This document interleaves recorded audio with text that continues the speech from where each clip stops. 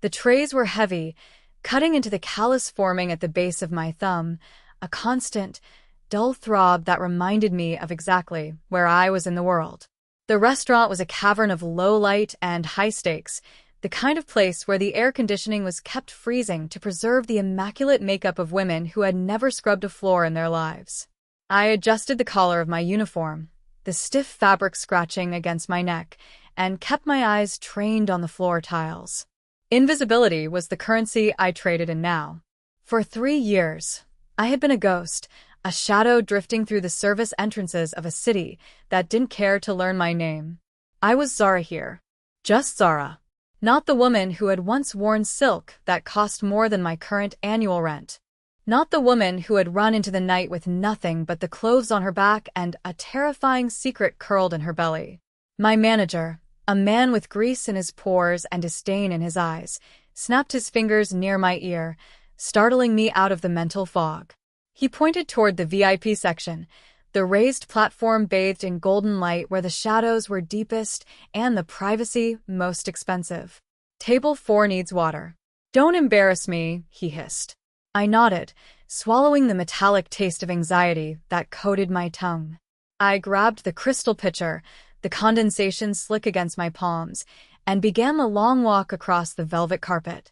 The sound of silverware clinking against china sounded like tiny alarm bells. I focused on the water swirling in the pitcher, on the rhythm of my breathing. Inhale for 4, hold for 4, exhale for 4. It was the only thing holding my ribcage together. Then I saw the back of the head. The cut of the hair was precise, surgical, black ink against the dim light. The shoulders were broad, encased in a suit that I knew, with sickening certainty, was Italian bespoke.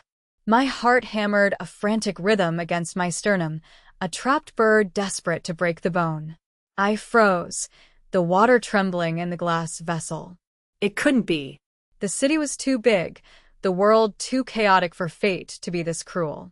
Then he turned his profile to the light, and the air left the room. "Jonah." He was laughing, a sound I hadn't heard in years, low and smooth like polished obsidian. It was a lie, of course. His laughter was always a performance, a social lubricant he applied before he twisted the knife.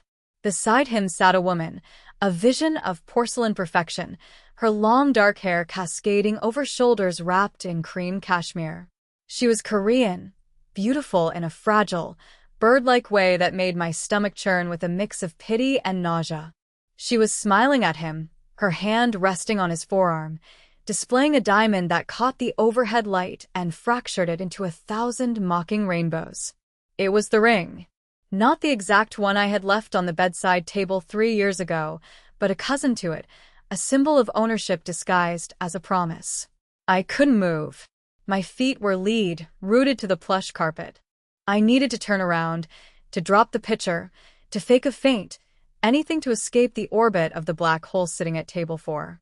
But the manager was watching me from the shadows near the kitchen, his eyes narrowed. If I walked away, I lost the job. If I lost the job, I lost the apartment. If I lost the apartment, I lost safety for the one person who mattered. I forced my legs to move, each step a wading motion through molasses. I approached the table from the left, keeping my head bowed, so low my chin touched my chest. The scent hit me before I even reached them.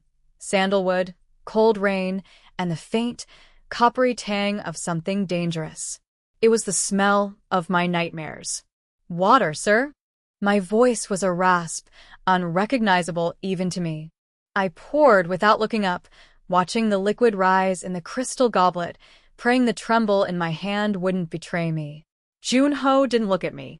He was too busy looking at her, at Sumin, his eyes crinkled in a facsimile of adoration.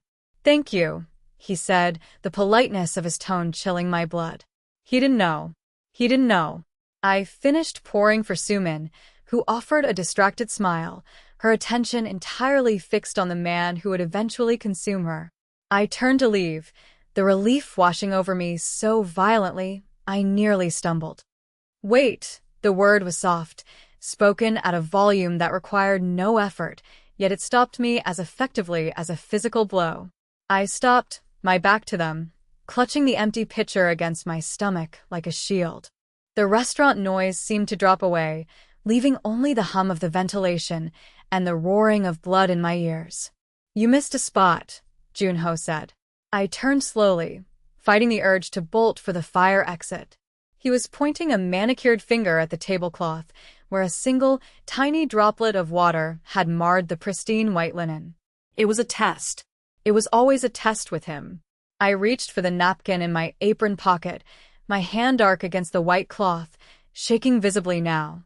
As I leaned in to dab the moisture away, the sleeve of my uniform rode up slightly, revealing the inside of my wrist. There, faded but visible, was the small, jagged scar from the day I had tried to scale the garden wall of his estate, the first time I tried to leave. I saw his eyes drop to it. The world stopped. The ambient chatter, the clatter of plates, the jazz music, it all vanished into a vacuum of absolute terror. Junho went still. It was a predator's stillness, total and terrifying. His gaze traveled up from my wrist, past the cheap polyester of my uniform, up to my neck, and finally, he forced my eyes to meet his. The recognition didn't hit him like a shock. It washed over him like a dark satisfaction. The mask didn't slip, it hardened. His pupils dilated, swallowing the iris, black holes absorbing the light. "Zara," he whispered, the name tasting like a curse on his tongue. Sumin blinked, looking between us, confused by the sudden shift in atmospheric pressure. "You know the waitress, darling?" she asked, her voice light and airy, oblivious to the fact that she was sitting next to a bomb that had just been armed. Junho didn't break eye contact with me. A small, cruel smile touched the corner of his mouth. "An old acquaintance," he said smoothly, his voice dropping an octave. "I didn't know she was serving these days." The humiliation was a physical heat, burning my cheeks, but it was secondary to the primal fear that told me to run. "I need to get more water," I stammered, backing away, forgetting the protocol, forgetting the manager, forgetting everything but the need for distance. "Stay," Junho commanded. It wasn't a shout. It was a calm statement of fact, delivered with the assurance of a man who has never been disobeyed. He picked up his menu, but his eyes never left my face. "Actually, we're ready to order." "Sumin, my love, have you decided?" He was playing with me. He was enjoying the terror radiating off me in waves. Sumin giggled, a tinkling sound that grated against my nerves. "Oh, I don't know. Everything looks so heavy. Maybe just the sea base." She looked at me, her smile genuine and kind, which made it worse. She was me 3 years ago. "The sea base, please," she said. I nodded, my hands shaking so hard I had to grip the pen with white-knuckled force. "And for you, sir?" I managed to ask, staring at the knot of his tie. "Steak," he said, his voice heavy with double meaning. "Rare. Bloody. And a bottle of the '96 Cabernet. You remember the one, don't you, Zara? The one we had on our anniversary." It wasn't a question. It was a psychological flaying. He was rewriting history in front of his new fiancée, taunting me with memories of a time when I thought his possessiveness was passion. "I'll put the order in," I whispered. I turned and walked away, focusing on keeping my knees from buckling. I could feel his eyes on my back, a physical weight, burning through the cheap fabric of my uniform. I didn't go to the kitchen. I went straight to the employee locker room, my breath coming in short, sharp gasps. I needed to leave. Now. I couldn't go back to that table. I fumbled with the lock on my locker, my fingers slippery with sweat. I grabbed my purse, my coat, leaving my tips, leaving my apron. I had to get to the daycare. I had to get her. If he knew I was here, if he found out about. I couldn't finish the thought. It was too terrifying. I burst out of the back door into the alleyway, the humid city air hitting me like a wet towel. The smell of garbage and exhaust was a comfort after the sterile chill of the restaurant. I fumbled for my phone, my thumb hovering over the rideshare app, but my signal was dead. I cursed, looking up at the towering brick walls that boxed me in. "Going somewhere?" The voice came from the shadows near the dumpster. My phone clattered to the pavement. I spun around, my back hitting the metal door. Two men stepped out of the darkness. They weren't wearing restaurant security uniforms.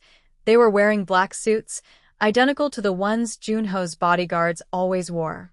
The earpieces, the bulges under the jackets, I knew these men. I didn't know their names, but I knew what they were. Mr. Park would be very disappointed if you left without saying goodbye, the taller one said, his face a blank slate of professional violence. I'm not going with you, I said, trying to summon the defiance that had gotten me out 3 years ago. I'll scream. I'll scream right now, the second man stepped forward, holding up a phone. On the screen was a live video feed. My blood turned to ice. It was the exterior of a small, familiar building. The daycare. No. I breathed, the word shattering as it left my lips. Don't you dare, the man smiled, a cold, humorless expression. The car is waiting, Ms. Zara. Please. Don't make a scene. You know how much he hates scenes. I looked at the phone, then at the alley exit. There was no choice. There never had been. He had checkmated me before I even knew the game had restarted. I slumped, the fight draining out of me, replaced by a cold, hard resolve. I had to survive this. For her. I nodded, stepping over my fallen phone, leaving it buzzing on the wet asphalt. They marched me to the waiting black SUV, a behemoth of armor and tinted glass idling at the curb. The back door opened before I reached it, revealing the cavernous, leather-clad interior. I climbed in, the smell of new leather and that damnable sandalwood cologne enveloping me instantly. Junho was already there, sitting in the corner, a glass of amber liquid in his hand. The partition was up. We were alone. As the door slammed shut, sealing us in, the silence was louder than a scream. He didn't look at me immediately. He swirled the whiskey in his glass, watching the vortex. You look tired, Zara, he said softly, his voice vibrating through the quiet space. Working on your feet all day. It doesn't suit you. I pressed myself against the opposite door, wishing I could melt into the upholstery. What do you want, Junho?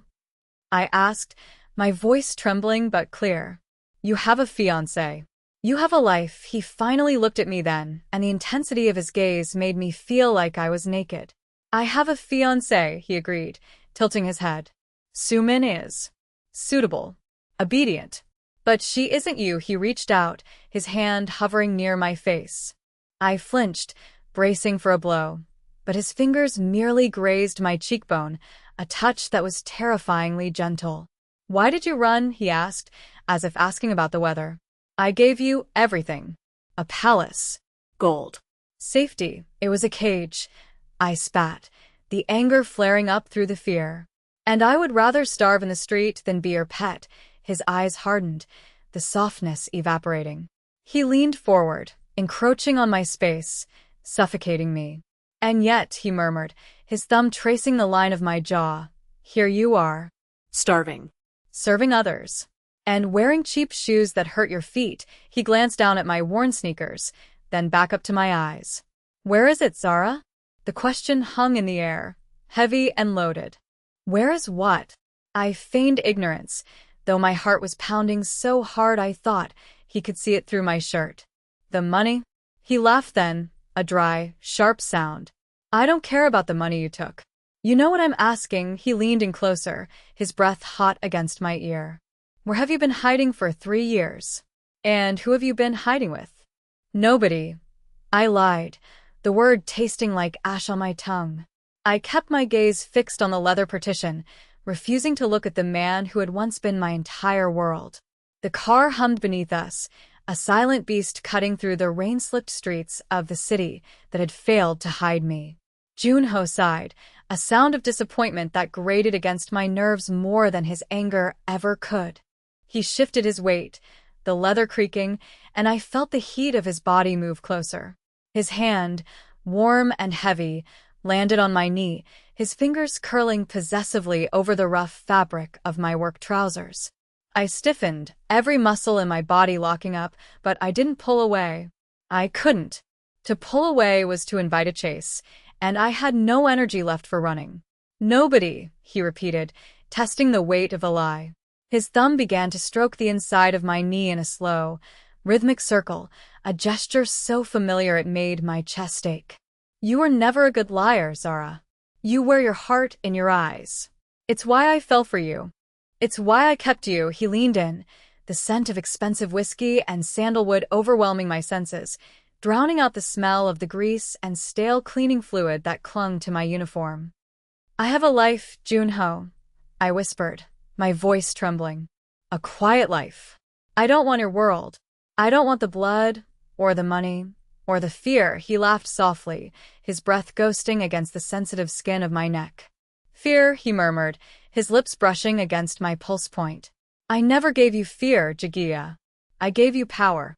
I gave you worship. It was you who turned it into fear because you were afraid of how much you liked it.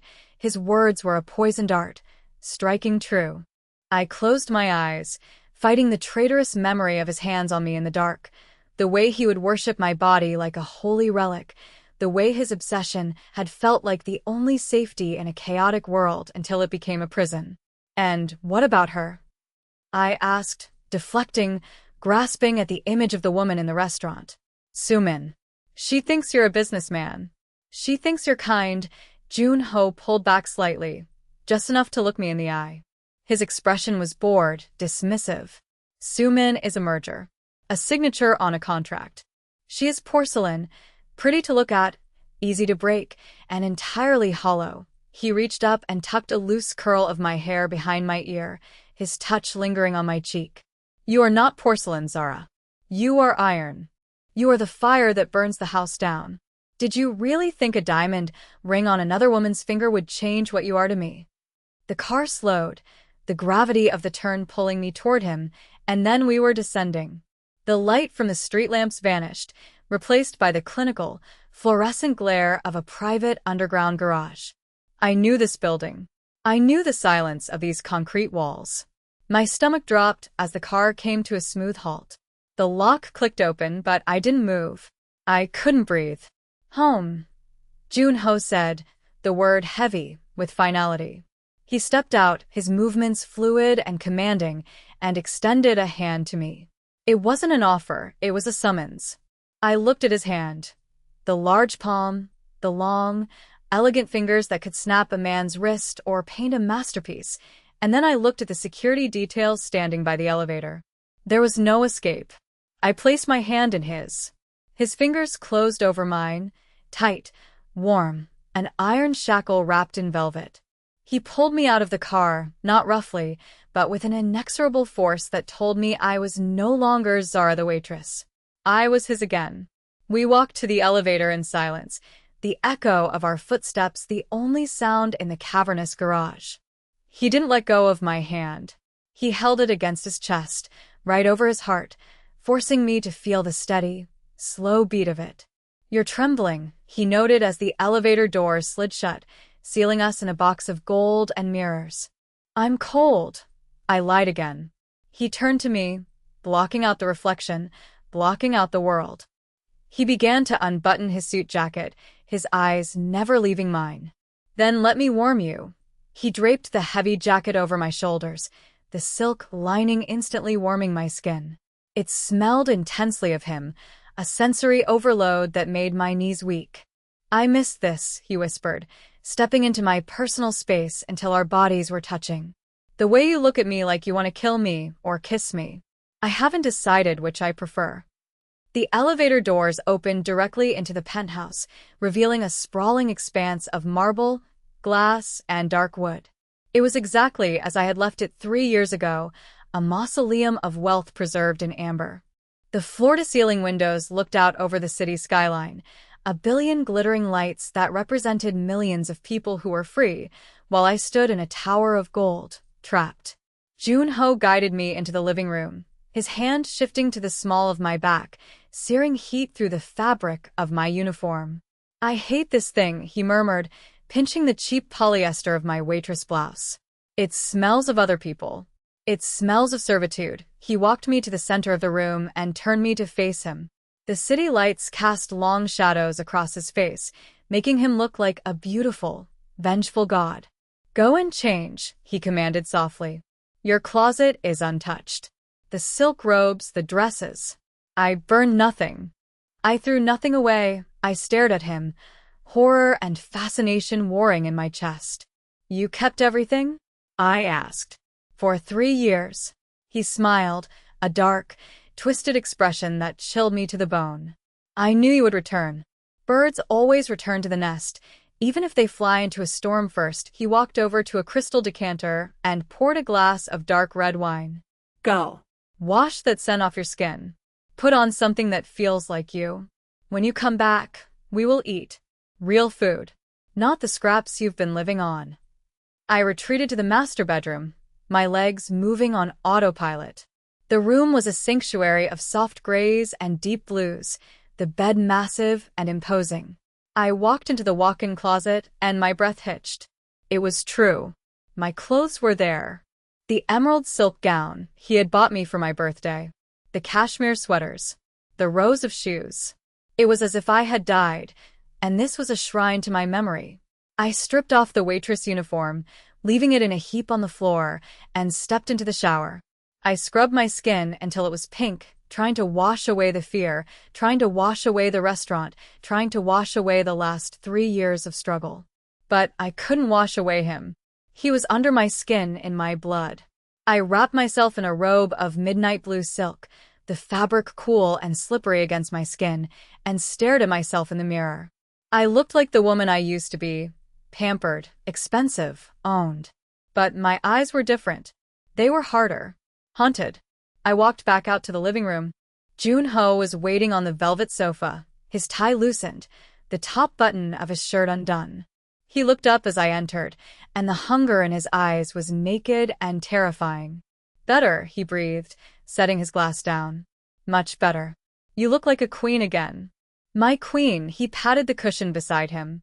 Sit, I sat, keeping a careful distance, but he simply slid closer, bridging the gap until his thigh pressed against mine. The food is coming, he said. But first, we need to discuss the future. There is no future, I said, gripping the lapels of my robe. I have to go back. I have. Responsibilities. Responsibilities, he mused, tasting the word. He reached into his pocket and pulled out a sleek, black smartphone.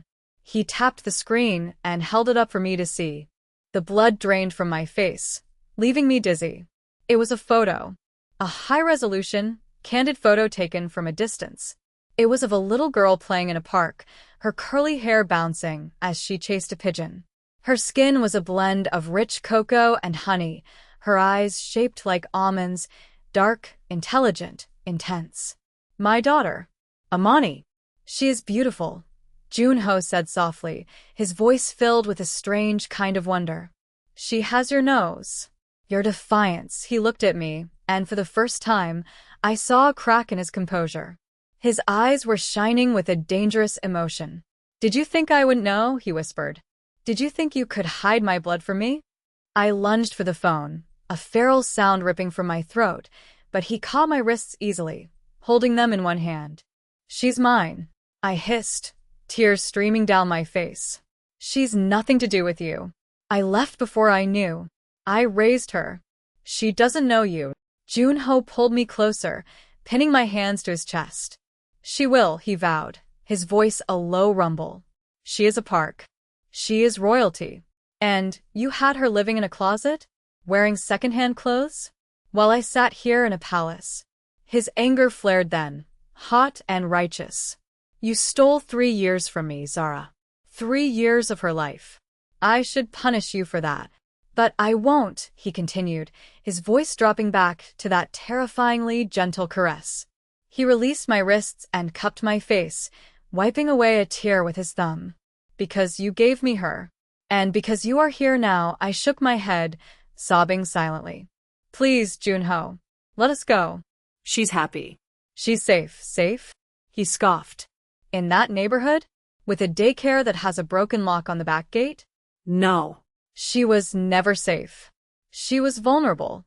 Just like you, he leaned his forehead against mine, his eyes boring into my soul. Here's the deal, Zara.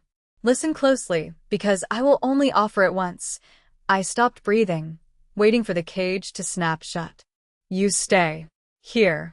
With me. You resume your place at my side. Not as a mistress, not as a secret. As my wife. We will marry. Properly this time. The engagement to Suman ends tonight.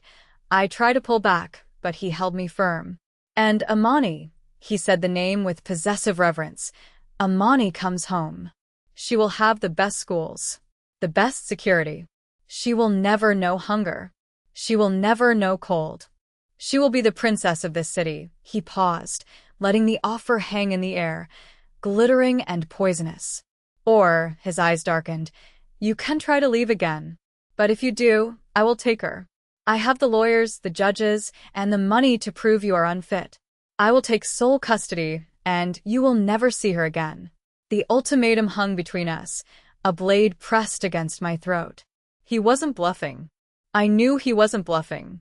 He could erase me from the world with a phone call. He could take Amani and turn her into a stranger, a cold, ruthless creature like him. Or I could stay. I could step back into the gilded cage, wrap myself in the silk and the diamonds, and protect her from the inside. I could be the buffer between his darkness and her light. I looked at the photo on the phone, at Amani's innocent joy, and then I looked at Junho. He was watching me with that same predatory patience, but beneath it, there was something else, a desperate, twisted need. He didn't just want to own me, he wanted me to choose him. He wanted the fantasy of the happy family, bought with blood and blackmail. My heart shattered, piece by jagged piece. I had lost. I had lost the moment he saw the water spot on the table. Okay, I whispered, the word barely a breath. Okay. Junho exhaled, a long, shuddering sound of relief. He pulled me into his arms, crushing me against his chest. It wasn't a hug of comfort. It was a hug of conquest. He buried his face in the crook of my neck, inhaling deeply, his lips pressing hot, wet kisses to my skin. Good, he murmured against my throat. Good. You'll see, Jagia. It will be better this time. I will give you the world. I will burn the rest of it down for you. I let my head fall onto his shoulder, staring blankly out the window at the city lights. They looked different now. They weren't stars of freedom anymore. They were the bars of my cell. But as his hand stroked my hair, gentle and rhythmic, and the warmth of his body seeped into my cold bones, a treacherous part of me, the part that had loved him before the fear, the part that craved the monster's protection, relaxed. I was trapped. I was a prisoner. But for the first time in 3 years, I didn't have to carry the weight of the world alone. I closed my eyes and let the darkness take me.